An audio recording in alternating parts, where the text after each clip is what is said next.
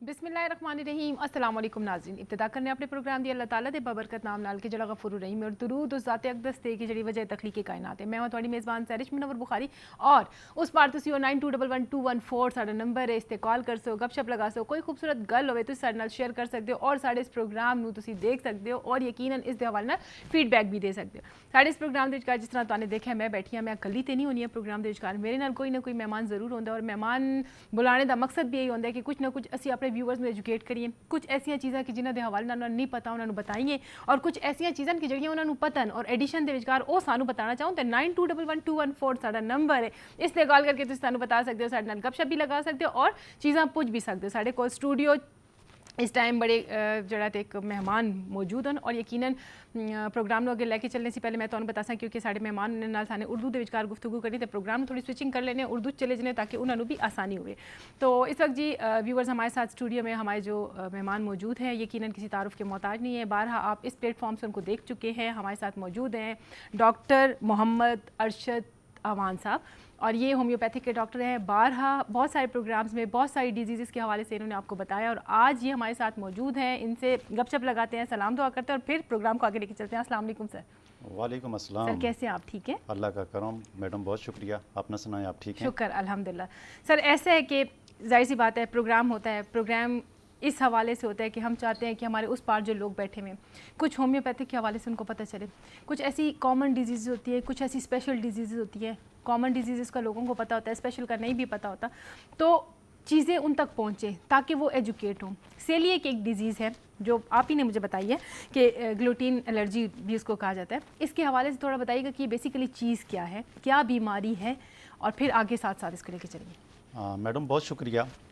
Coeliac disease एक ऐसी बीमारी है जिसको आम तौर पर मेडिकल लैंग्वेज में ऑटोइम्यून डिज़ीज़ भी कहते हैं। सही है। अब ऑटोइम्यून डिज़ीज़ का नाम जहाँ पर आ जाता है तो इसका ये मतलब होता है कि इसका एलोपैथिक वाली साइड पर पूरी दुनिया में कहीं पर भी कोई इलाज नहीं है। अब सीलिएक डिज़ीज़ में होता क्या है कि जब कोई बच्चा रोटी खाता है उसके अंदर ग्लूटन होती है, जौ खाता है या राय खाता है तो इन चीज़ों के अंदर ग्लूटन होती है। तो डॉक्टर उसको फिर कहते हैं कि आपने सारी ज़िंदगी जो है ये ग्लूटन वाली चीज़ नहीं खानी है, रोटी उसको बंद कर देते हैं। उसकी आंतों के अंदर ऐसा निज़ाम हो जाता है कि जैसे ही वो रोटी खाते हैं तो वो ट्रिगर हो जाता है, ट्रिगर होकर फौरी उनका सिस्टम दांतों का ऐसा एक्टिव हो जाता है कि या तो उनको डायरिया लग जाता है, या उनको कॉन्स्टिपेशन हो जाती है, या उनके अंदर खून की कमी हो जाती है, उनके स्किन के मसाइल हो जाते हैं। और फिर जब इसकी ट्रीट नहीं की जाती है या उसकी बदपरहेज़ी करके इसको बढ़ा दिया जाता है तो बहुत सारी कॉम्प्लिकेशन पैदा हो जाती हैं। तो ये एक ख़तरनाक बीमारी है। लेकिन फिर भी जिनके बच्चों को ग्लूटन एलर्जी है, इस प्रोग्राम में आज मैं उनके लिए तकरीबन एक खुशखबरी लेकर आया हूँ। यकीनन इसका इलाज होम्योपैथिक के अंदर मौजूद है और मेरे पास क्लिनिक में ही नहीं बल्कि होम्योपैथिक के जितने भी अच्छे डॉक्टर काम कर रहे हैं तो हज़ारों लाखों बच्चे ठीक हो चुके हैं।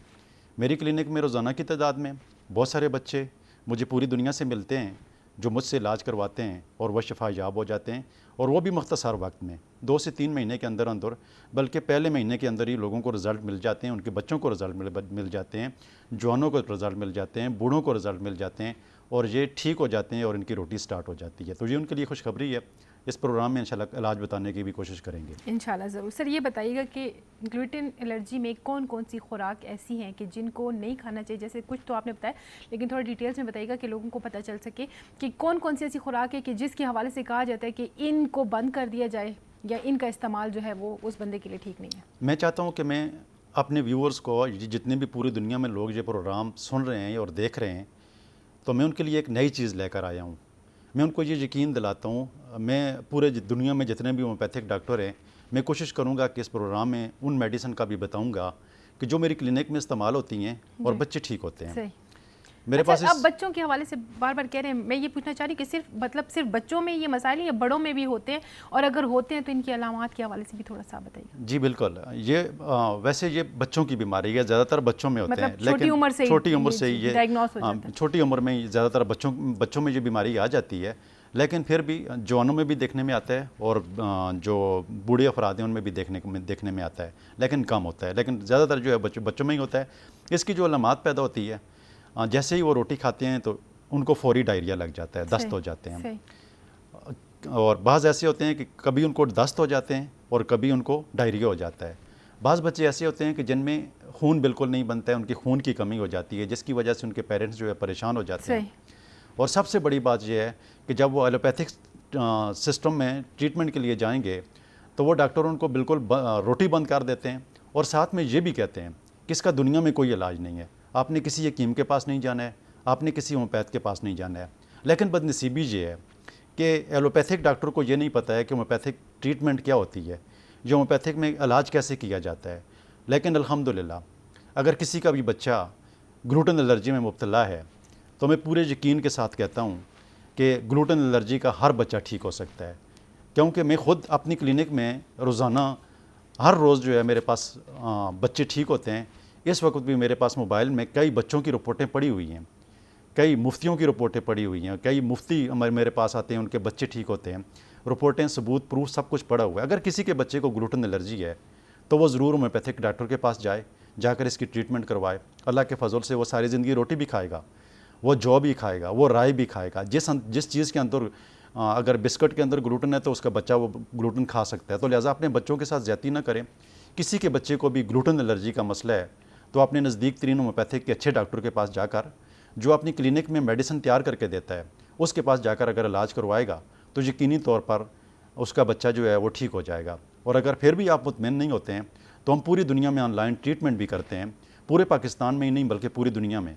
तो हम हमारे दिए हुए नंबर के ऊपर आप कांटेक्ट करके हमसे भी इलाज करवा सकते हैं। अच्छा डॉक्टर साहब, यकीनन ये एक बहुत अहम मसला है और अभी आपने बताया, मैंने अक्सर लोगों को देखा होता है, कहते हैं इस बंदे को गंदम बंद है, ये गंदम नहीं खा सकता, इस बच्चे को गंदम, और मोस्टली और वो बच्चे बहुत वीक भी होते हैं फिज़िकली। आम बच्चों से अपीयरेंस अगर उनकी देखें तो वो बहुत कमज़ोर होते हैं और वो उतने एक्टिव भी नहीं होते कि मतलब जिस तरह बाकी बच्चे खेल कूद रहे होते हैं, वो थोड़ा देर अगर खेलते हैं तो थके क्योंकि मेरी फैमिली में एक बच्चा ऐसा है और जो कि बहुत सिवियर कंडीशन पे है और उसको कंटिन्यूसली, मैं ये आपसे पूछना चाह रही हूँ कि मोस्टली ऐसा होता है कि जैसे डायरिया एक कॉमन डिजीज़ है और जब डायरिया होता है तो लोग बच्चों को डॉक्टर्स पे ले जाते हैं, वो फ्लाइजिल और कुछ ऐसी मेडिसिन और ड्रिप्स लगा के बच्चा रिकवर हो जाता है। ये चीज़ें कैसे पता चलेगा वालिदैन को कि ये कंटिन्यूसली अगर ये मसाइल चल रहा है, कितनी दफ़ा होने से, या क्या ऐसी चीज़ें हैं कि जिससे उनको लगे कि नहीं हमें अब होम्योपैथिक डॉक्टर को कंसर्न करना है क्योंकि ये मसला एलोपैथी के उसमें नहीं आता ज़ुमरे में, या इसका इलाज वहाँ पे नहीं है।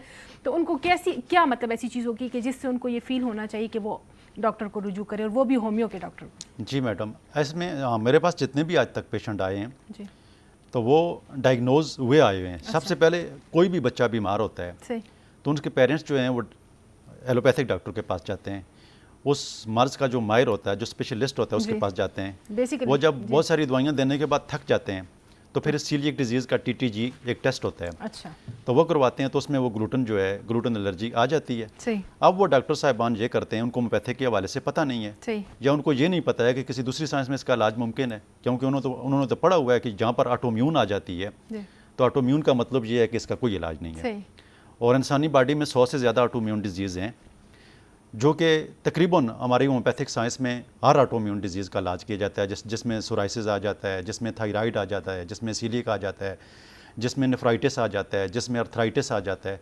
तो ये सारी ऑटोम्यून डिजीज़ हैं। सर मैं माजरत के साथ मुझे ये बताइएगा कि मेरे व्यूवर्स वो बैठे हुए हैं और मैं भी, क्योंकि मेडिसिन से हमारी या मेडिकल से कोई हमारा, पहले तो थोड़ा ये बताएं कि ऑटो इम्यून चीज़ क्या है और इसके हवाले से थोड़ा हमारे व्यूवर्स को बताएं ताकि उनको पता चले, फिर उसके बाद जो है फर्दर क्या बीमारियां, वो तो आपने बता ही दी हैं लिस्ट। जी, ऐसा होता है कि ऑटोम्यून डिजीज़ एक ऐसी डिजीज़ होती है, अगर मैं सुनने वाले जो हमारे व्यूवर्स हैं उनकी आसानी के लिए ये बता दूं कि जिस तरह मिसाल के तौर पे एक बॉर्डर है, मैं 2 लफ्ज़ों में अगर बताऊं तो बॉर्डर पर एक तरफ इंडिया की फ़ौज खड़ी है, दूसरी तरफ पाकिस्तान की फ़ौज खड़ी है। क्या बात। अब पाकिस्तान की फ़ौज जो है वो अपने ख़िलाफ़ अपने ही लोगों को मारना शुरू कर दे तो जो अपनी बॉडी के अंदर जो क़ुव्वत मदाफ़त होती है उसके अगेंस्ट काम करना शुरू कर देती है, वो कम हो जाएगी और वो कम हो जाती है और उसके अगेंस्ट काम करना शुरू कर, जैसे मिसाल के तौर पर कोई बच्चा रोटी खाता है जी, तो जो आंतों का जो छोटी आंत के अंदर जो सिस्टम होता है, इसके अंदर एक झिल्ली होती है जी, और जो ग़िज़ा को डाइजेस्ट करती है, तो ये उसके ख़िलाफ़ काम करना शुरू कर देती है और फौरी एक्टिव हो जाती है और बच्चे को फौरी डायरिया हो जाता है, खाने के साथ ही, ज़बान पर रखने के साथ ही हो जाता है जिन बच्चों को होता है। ये ज़रूरी नहीं है कि सब बच्चों को जो ग्लूटेन वाले होते हैं सबको यही मसला होगा। किसी की ग्रोथ रुक जाएगी, किसी के स्किन के ऊपर मसले हो जाएंगे, इसी तरह ही है, और किसी का खून नहीं बनेगा। तो मुख्तलिफ बच्चों में मुख्तलिफ सिम्टम्स आएंगे। जब बच्चे के वालिदैन देखेंगे कुछ अर्सा के बाद कि ये तो बच्चा हमारा कमज़ोर होता जा रहा है, इसका खून नहीं बन रहा है, इसमें कमज़ोरी है, इसको कॉन्स्टिपेशन हो रही है, इसके जिस्म में ताकत नहीं हो रही है, ये रोज़ बरोज़ कमज़ोर हो रहा है, ये थका थका रहता है, तो तब जाकर इसका टेस्ट होता है, तो तब जाकर वालिदैन को पता चलता है कि इनका बच्चा तो ग्लूटेन एलर्जी का मर्ज़ में मुब्तला हो चुका है। मैं आपको 2-3 दिन पहले की बात बताऊँ कि मेरे पास मरीज से एक पेशेंट आई, उनकी फैमिली के 2 बच्चे मेरे पास आए जिनको सीलिएक थी, दोनों बच्चे ठीक हुए, और फिर उसके बाद जब वो ठीक हुए तो वो ख़ुद आई, उसने कहा मेरा बच्चा 4 साल का था, आज 16 साल का है। तो ये तकरीबन जो 12 साल गुजरे हैं, तो इसको मैंने रोटी, ग्लूटेन वाली चीज़ें, जो राय वगैरह बिल्कुल नहीं खिलाई है, ये बिल्कुल बंद किया हुआ था। और मुझे डॉक्टर ने सख्ती से मना किया था कि इसका दुनिया में कोई इलाज नहीं है, आपने किसी डॉक्टर के पास नहीं जाना है। तो मैंने उस डॉक्टर की बात पर यकीन किया, लेकिन आपके हवाले से सुना, होम्योपैथिक के हवाले से सुना, तो मैं आज बड़ी मुतमईन हूँ। तो अल्हम्दुलिल्लाह उन्होंने इलाज स्टार्ट किया। मुझे मेरे रब की ज़ात के ऊपर पूरा यकीन, पूरा भरोसा है कि जिस तरह मेरे पास क्लिनिक में आने वाला हर ग्लूटेन का बच्चा ठीक हो जाता है, तो मैं तो पूरे यकीन के साथ कहता हूँ कि कोई भी बच्चा ग्लूटेन में मुब्तला है तो उसका इलाज जो होम्योपैथिक के अंदर मौजूद है। कोई भी अगर मरीज़ है तो होम्योपैथिक का इलाज करवाए। मैं अपनी क्लिनिक में जब मेरे पास कोई भी मरीज़ आता है तो मैं होम्योपैथिक डॉक्टरों के लिए, वालिदैन की तसल्ली के लिए मैं ये बता देता हूँ कि मैं इलाज क्या करता हूँ। अगर आपकी इजाज़त हो, ये बड़ी ज़रूरी चीज़ है। अभी देखें, जब मेरे पास आते हैं तो कोई इतनी लंबी चौड़ी साइंस नहीं है। इसकी एक म्याज़मेटिक, जिस तरह म्याज़मेटिक वो मेडिसिन होती है कि जिस तरह एलोपैथिक वाली एंटीबायोटिक देते हैं, सही है, ये कह सकते हैं व्यूअर को समझाने के लिए। तो उसकी म्याज़मेटिक सेरोनियम से मैं स्टार्ट करता हूँ, एक डोज देता हूँ 1 ml में, और फिर उसके बाद बच्चे के सिम्टम्स देखता हूँ। अगर किसी को डायरिया लगा हुआ हो तो उसको LSCM की एक डोज़ देकर 200 या 30 के ऊपर में रखता हूँ। तो ये होम्योपैथिक डॉक्टर जब सुनेंगे तो यकीनन वो भी अपनी क्लिनिक में इलाज कर सकेंगे। इसी तरीके से ऐसे बच्चे होते हैं कि जिनको कभी कब्ज़ हो जाती है और कभी दस्त हो जाते हैं, तो ऐसी सूरत में उनको मैं नेट म्यूर जो है वो 30 में सुबह दोपहर शाम इस्तेमाल करवाता हूँ, तो उनकी ये कंडीशन ठीक हो जाती है। इसी तरीके से ऐसे बच्चे आते हैं कि जिनका खून नहीं बनता है, तो उनको मैं लेसिथिनियम उनकी कंडीशन के मुताबिक, किसी को 3x में, किसी को 30 में, किसी को 200 में लिखता हूँ, तो वो उनका खून बनना शुरू हो जाता है। फिर बहुत सारे ऐसे बच्चे होते हैं कि जिनको जोड़ों का मसला पैदा हो जाता है, जिनकी बॉडी में कमज़ोरी स्किन का मसला पैदा हो जाता है, तो इस सूरत में मैं इलनेस मेडिसिन लिखता हूँ, 30 में सुबह दोपहर शाम लिखता हूँ। और फिर बाज़ बच्चे ऐसे होते हैं कि जिनकी ग्रोथ रुक जाती है, तो जब ग्रोथ रुक जाती है तो उसके लिए हमारी जो होम्योपैथिक में मेडिसिन आती है वो टॉप की मेडिसिन कास्टिको में, तो इसी रेंज में घूमते हुए मैं उनका पूरी ट्रीटमेंट करता हूँ। उसी सिम्टम्स के ऊपर जो मेडिसिन उनकी बनती है, तो यकीनन हर डॉक्टर को पता है। और अगर आज का जो प्रोग्राम, जो कोई भी डॉक्टर पूरी दुनिया में ये प्रोग्राम सुन लेगा, तो मैं यकीन से कहता हूँ कि वो कम अज़ कम ग्लूटेन का इलाज कर लेगा। सही, क्या बात है सर, बहुत बेहतरीन नॉलेज आपने पास ऑन किया है। और यकीनन कि ये ऐसी डिज़ीज़ है कि जिसमें जाहिर सी बात है, गंदम ही ऐसी चीज़ है जो, या आटा ऐसी चीज़, रोटी के बगैर बंदा ग्रोथ करना मुश्किल ही होता है। मैं इस हवाले से ये पूछना चाहूँगी कि आपने कहा बच्चों में, और बच्चों में जाहिर सी बात है कि मोस्टली इर्द गिर्द वो बच्चे ही नज़र आते हैं कि बच्चों के हवाले से लोग कहते हैं कि हमारे बच्चे पे गंदम बंद कर दी गई है और इसको हम बॉयल्ड राइस देते हैं, या ये क्योंकि ये खा नहीं सकता गंदम। मैं ये पूछना चाहूँगी कि बहुत सारे लोग ऐसे होते हैं कि जो कमज़ोर होना चाहते हैं, फिर वो डाइट कर रहे होते हैं, और डाइट, एक प्रॉपर डाइट के बाद उनका स्टमक जो है वो बिल्कुल वीक हो चुका होता है। उसके बाद जब वो खाना पीना शुरू करते हैं और जब भी खाते हैं तो उनको ये डायरिया का इशू होता है, क्योंकि वो उनका स्टमक जो है वो इतना वीक हो चुका होता है कि उनके खाने को डाइजेस्ट नहीं कर पा रहा होता। क्या ये भी उसी सिम्टम्स के साथ हम इसको क्लब करेंगे, या नहीं वो सेपरेट इशू होगा और ये सेपरेट होगा? नहीं, डायरिया तो देखिए बहुत सारी कंडीशन में, अभी IBS एक बीमारी है जो आंतों की बीमारी होती है, उसमें भी डायरिया लग जाता है। अल्सरेटिव कोलाइटिस एक बीमारी है, उसमें भी डायरिया हो जाता है। डाइजेस्टिव सिस्टम कमज़ोर हो, उसमें भी डायरिया हो जाता है। ग्लूटेन के अलावा किसी और चीज़ की एलर्जी हो सकती है, सब्जियों से एलर्जी हो सकती है, मिर्च मसाले से एलर्जी हो सकती है, गोश्त से एलर्जी हो सकती है, किसी भी ग़िज़ा की किसी भी चीज़ से, साग से एलर्जी हो सकती है, प्याज से एलर्जी हो सकती है। तो मुख्तलिफ फूड एलर्जीज़ होती हैं, उसकी वजह से भी डायरिया हो सकता है। तो फिर उसके मुताबिक उसकी ट्रीटमेंट होती है। अभी मिसाल के तौर पर यह भी बता देता हूँ कि अगर हमारे पास क्लिनिक में कोई ऐसा मरीज़ आता है जो कहता है कि मैं सब्जियां खाता हूं तो मुझे डायरिया लग जाता है, तो फिर इसके लिए मैं अपनी क्लिनिक में आइड्रेस्टिस मेडिसिन का इस्तेमाल करवाता हूं। अगर कोई मिर्च मसाला खाकर आता है तो मैं उसके लिए नेक्सोमिका का इस्तेमाल करवाता हूं।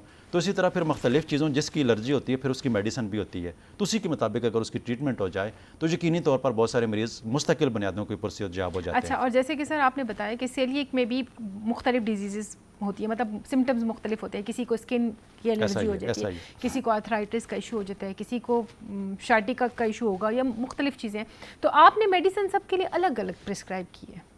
हाँ, अभी देखें, देखिए बेसिक चीज़ तो ये मैं जो समझ पा रही हूँ कि ये स्टमक से रिलेटेड इशू है, और स्टमक के लिए जब जैसे हम एलोपैथी में कोई मेडिसिन लेते हैं तो स्टमक का जो इशू है तो उससे स्टमक से रिलेटेड मेडिसिन दी जाती है, जबकि आप आर्थराइटिस के लिए उससे रिलेटेड दे रहे हैं, स्किन एलर्जी के लिए उससे रिलेटेड दे रहे हैं। पहली डोज के बाद सारी जगह आपने दवाइयाँ चेंज कर दी।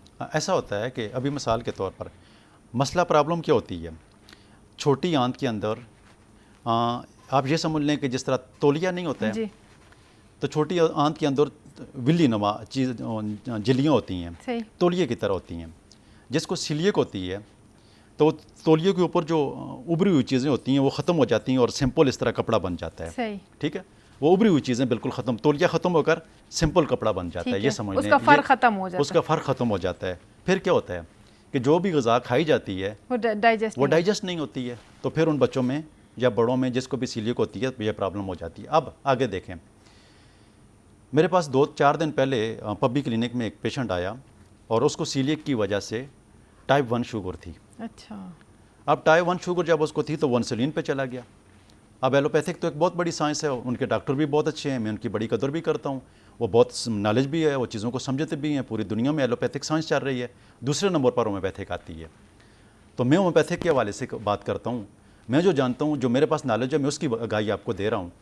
तो मैंने उनके पेरेंट्स को ये यकीन दिलाया कि आपके बच्चे की तकरीबन मेरे ख्याल में 20-22-23 साल का लड़का था जिसको सीलिएक की वजह से टाइप 1 शुगर हो गई। तो उनके पेरेंट्स को मैंने यकीन दिलाया कि इस बच्चे की इंशाल्लाह सीलिएक भी ठीक होगी और इनकी जो इंसुलिन बच्चा लगा रहा है ये भी 2-4-6 महीने में ठीक हो जाएगी। और मेरे पास, मैंने इसलिए कहा कि मेरे पास रोज़ाना पूरी दुनिया से बच्चे ठीक हो रहे होते हैं। तो ये होम्योपैथिक में इसका बेहतरीन इलाज है। किसी भी बच्चे को सीलिएक या ग्लूटन है तो वो ज़रूर होम्योपैथिक डॉक्टर के पास जाकर इसका इलाज करवाए, इंशाल्लाह ठीक हो जाएगा।